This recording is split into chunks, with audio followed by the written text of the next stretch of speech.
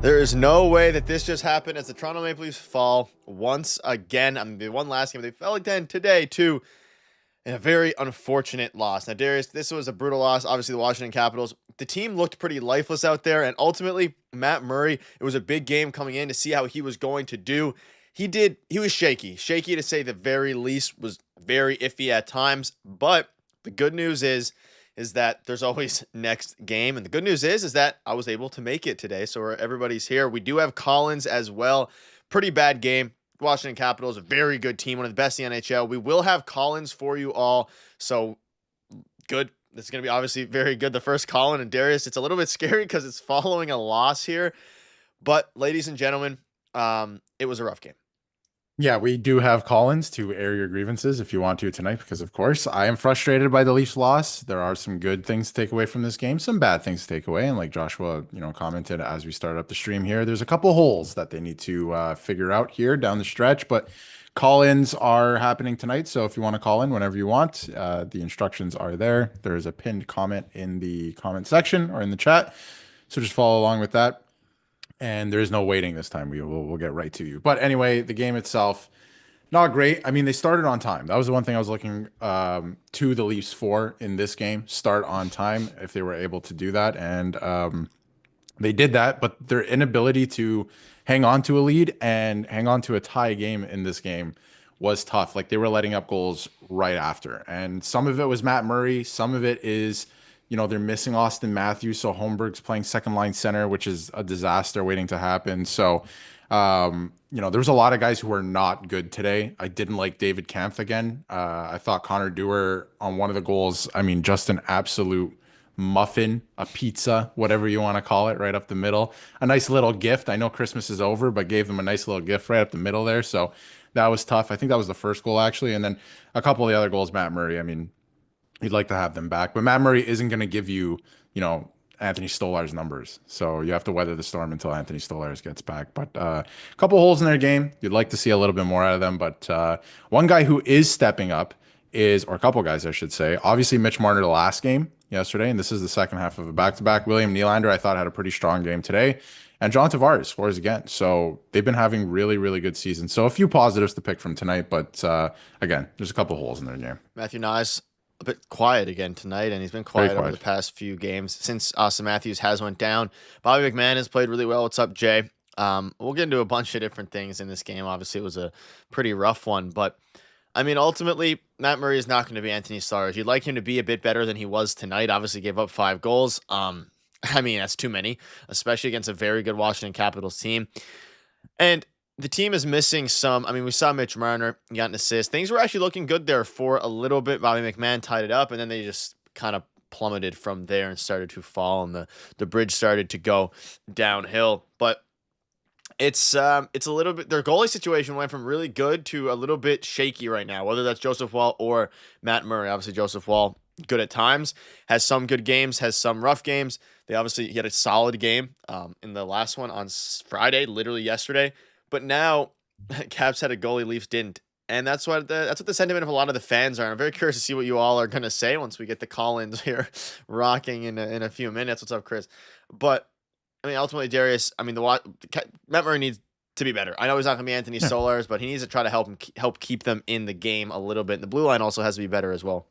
Well, he's got to be better, because when they do collapse, because that's going to happen throughout a game. I mean, even Washington had a couple, defensive collapses, but their goalie's there to bail them out at times. So Matt Murray needs to be good enough to be able to do that once or twice a game. He didn't do that tonight. He didn't come up with any, game-saving saves to give them a chance to win, right? You need that sometimes. And again, the defense, it's more on the defense, I think, tonight than anything else. There's a couple plays that were really egregious. And again, Matt Murray, you'd like to mix in a save there. Obviously, a save percentage tonight not looking great and letting in 5 goals, but or 4 goals, I should say. 1 on the empty net. Ovi, of course, adding to his goal total. But yeah, I think Matt Murray has to be better if they're going to find success here, because they were talking on the panel about Joseph Woll now starting back-to-backs. I don't know if that's a good idea. We know everything with his health, right? They got to give him the best opportunity to succeed as well. Let's not play him on back-to-backs. And it's about the defense too. A lot of guys got to step it up. But I see a lot of people talking about Nylander and how he was floating around waiting for breakaway passes and stuff like that. Like,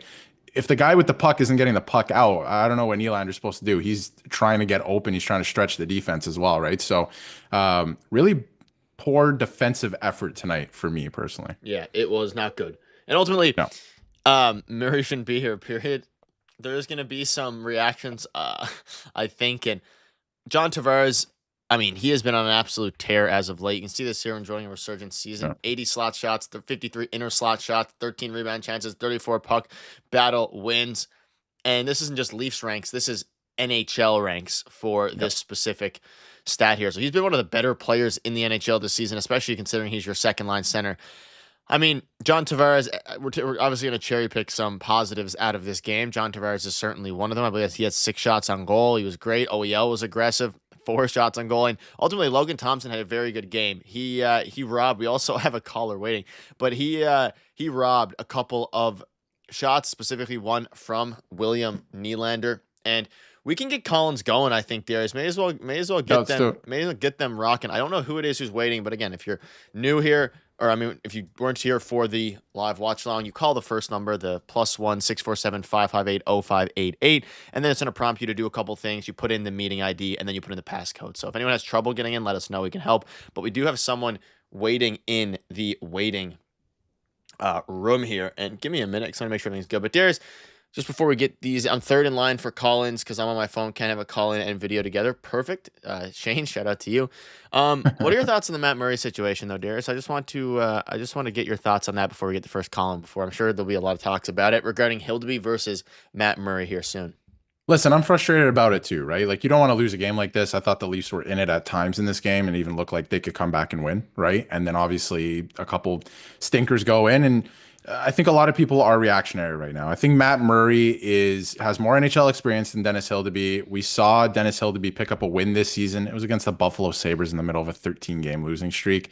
And earlier this season when he was playing, didn't look great. This is a guy who needs more time in the AHL. Again, this is just my opinion, but this is a guy who needs more time in the AHL. Matt Murray has more NHL experience. We were talking earlier this season about how the Leafs goaltending situation is so deep. It's so great. And it is. I do believe that.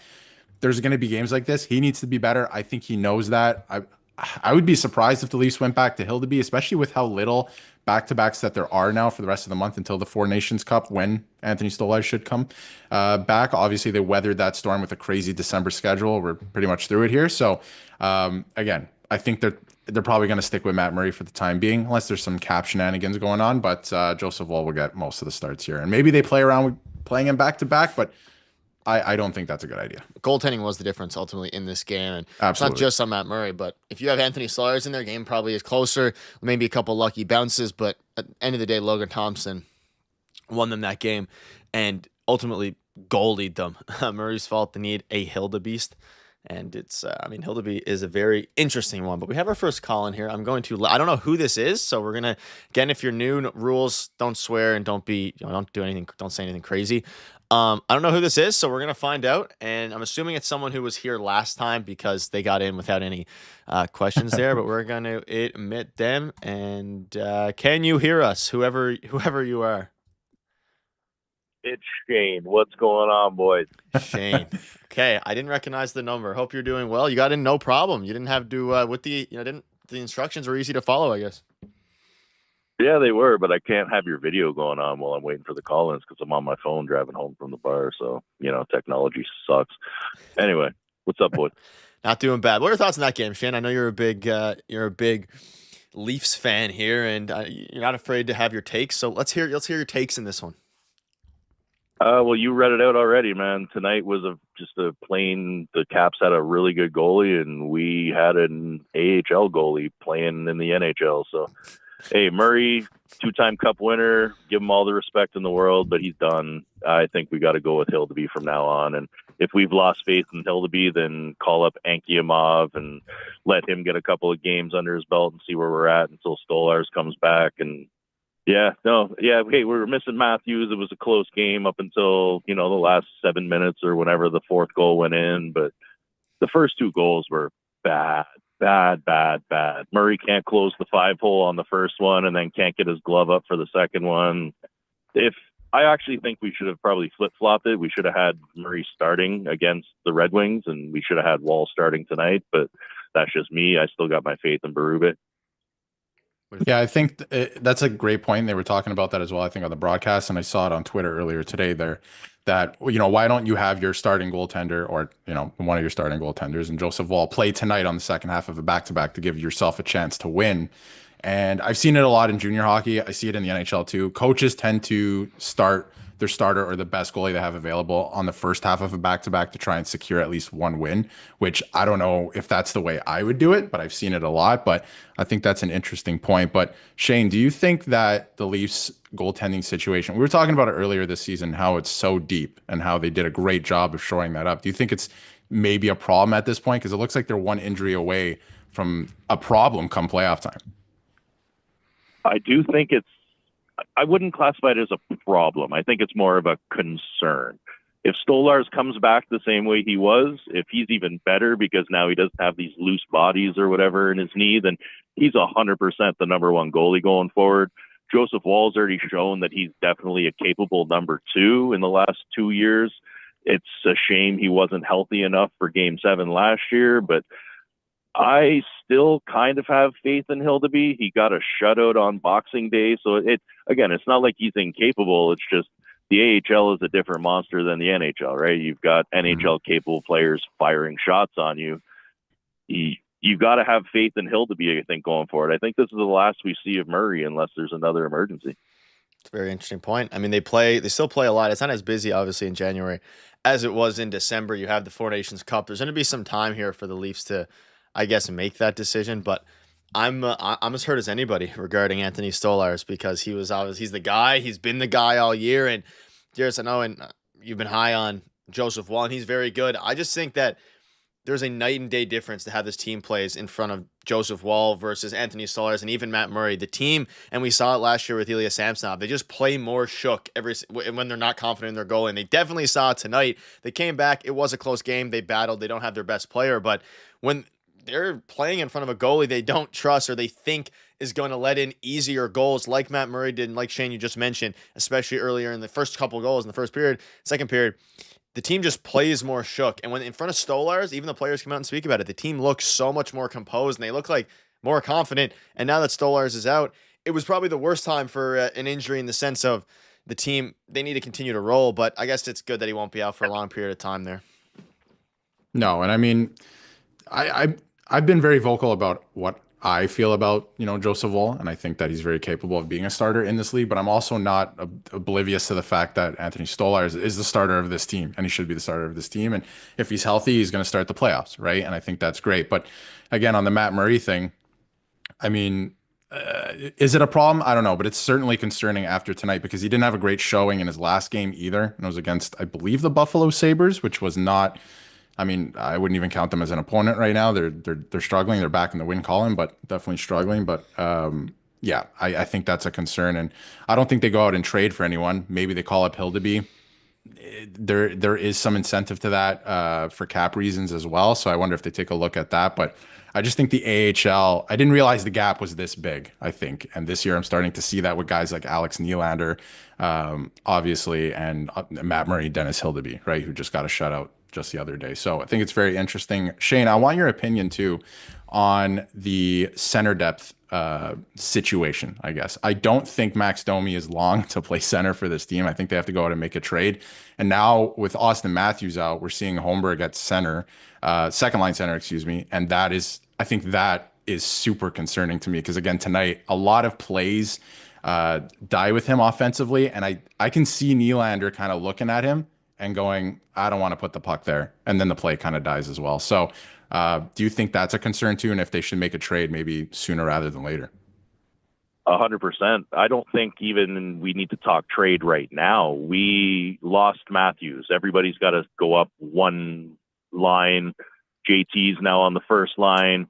Why are you putting Holmberg on the second line? Why are you not calling Minton back up? I know there's a roster crunch. I know we've got the cap issues and stuff, but you can put phantom injuries on an IR stint and call Minton, who's making the minimum back up. It's not hard to get a minimum guy back on the team. The Holmberg where he found the puck in front of the net and he's got a breakaway.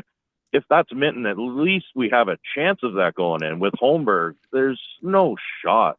if we're going to keep Holmberg, he's going to be a fourth line guy on this team. He doesn't play any higher than the fourth line. When we try playing him higher than the fourth line, yeah, he's defensively responsible, but he's not a goal scorer in any way, shape, or form. And if we're talking trades, though, there's guys out there. Brock Nelson, that's the guy that I keep trumpeting in the comment section. That's the guy that I think they should go for. He's an easy, him and JT can switch between second line and third line for the next, well, I know he's a free agent. I was going to say next year, but if somehow, some way we ended up re-signing him, we could even go out and get a guy like Malkin. Yeah, the cap is going to be an issue. We're going to have to spend an extra pick to get some retention, but even having Malkin on the third line or the second line as the center is way better than having Holmberg. Again, I'm not trying to poop on the Leafs. I know I got to watch my mouth. I'm not trying to poop on the Leafs, but not calling Minton up, knowing that your best center is out and he is a bona fide center. He was doing great before he got sent down. He had a couple of goals, lots of scoring chances, always in the slot, playing well with his body. I just, for the life of me, can't understand why we're still running it back with Holmberg. Even when Camp was playing second line minutes, like, come on, boys. Like, we are better than this. We can't just put these guys in there because we can put them in there. We got to do what's right for the team. Yeah. Now at the time, I think that's a good point there with David Camp. At the time, I think it was last Saturday they tried that, and I was saying that I think it was more about the first line and the third line playing well, so they didn't want to mess with that chemistry. But I mean, on paper, when you put David Camp between, I think it was Matthew Nyes and William Nylander, it's not going to go well. It's just not going to go well. Same with Holmberg going into the same spot tonight. It's just not going to go well. There's no offensive side to their game, really. It's just all defense, or they can do the simple things like if they were to play in a fourth line position, right?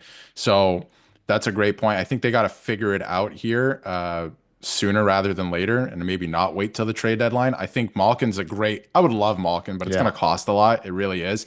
And they're going to have to retain some salary, but that's a guy I would definitely target because I think he's on his way out of Pittsburgh as well. I think Kyle Dubas wants to get things moving there. So, he has a great chance to win a Stanley Cup as well. And I think that the Leafs need to go get somebody a little bit more dynamic than maybe Nick Bjugstad or something like that. Like I've been saying Morgan Frost as well, but maybe somebody even better than that, like Ryan O'Reilly that they got a couple of years ago, where you're like, okay, this guy can play third line center.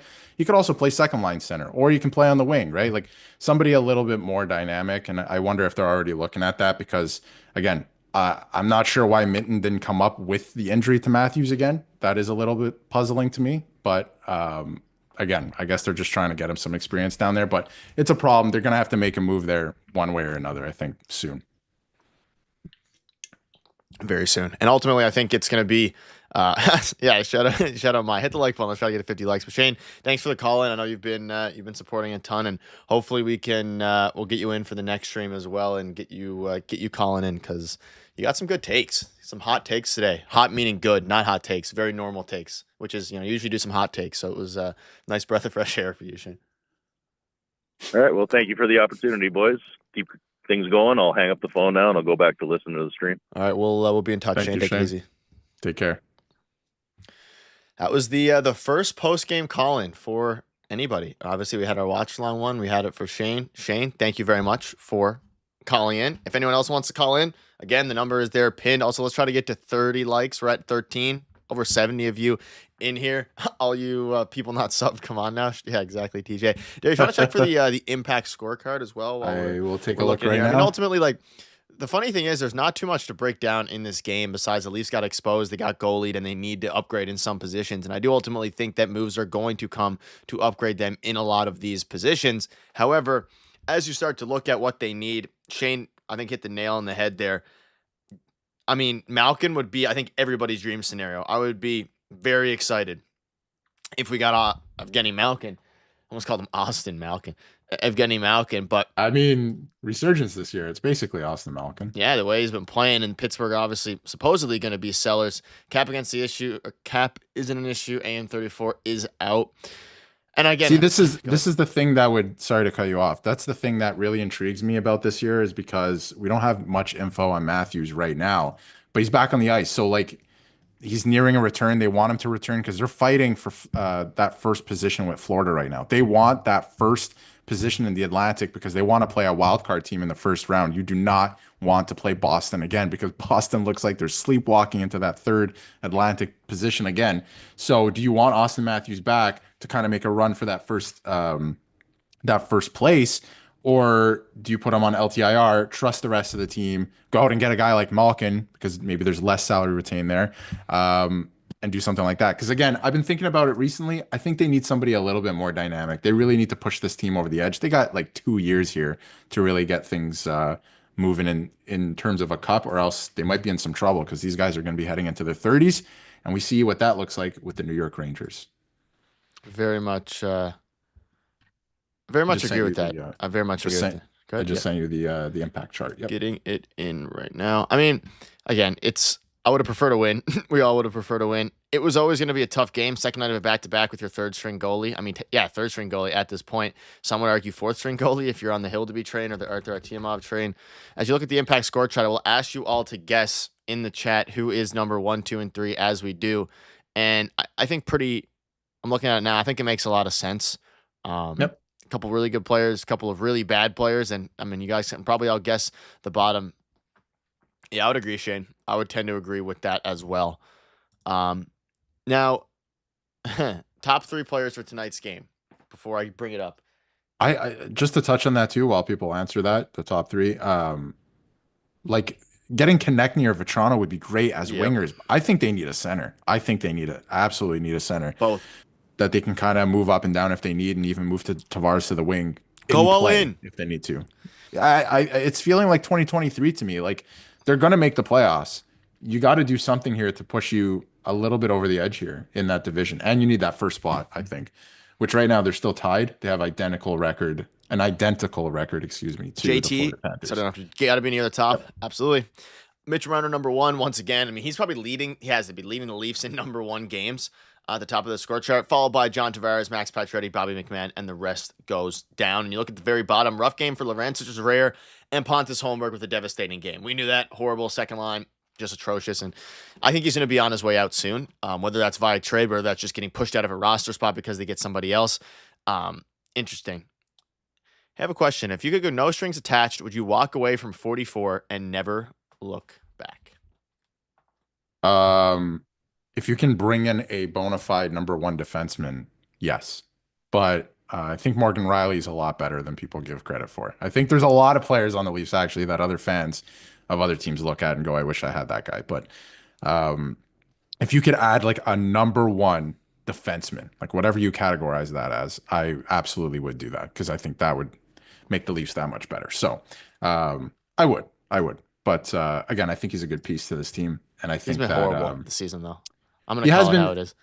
No, you're not bad. wrong. You're not wrong. But I think that there is a world. I talked about it during the summer too. I can't remember when it was, maybe August, where I was like, the Leafs have a real opportunity here to make a big splash to completely change their team. It might have been involving Mitch Marner even, or maybe a little bit after that when we knew he was staying, where I was like, you can put Morgan Riley in that trade, maybe a couple other pieces, and really shake things up, right? And get some other impact players in return and really, really shake things up. It might have been including Mitch Marner, maybe for Theodore, something like that when we were talking about that. But they had an opportunity this summer to kind of, if they wanted to, move a lot of pieces out, bring a lot of pieces in. But I don't know if they want to, shake the boat or rock the boat that much this summer. But it is, you're not wrong.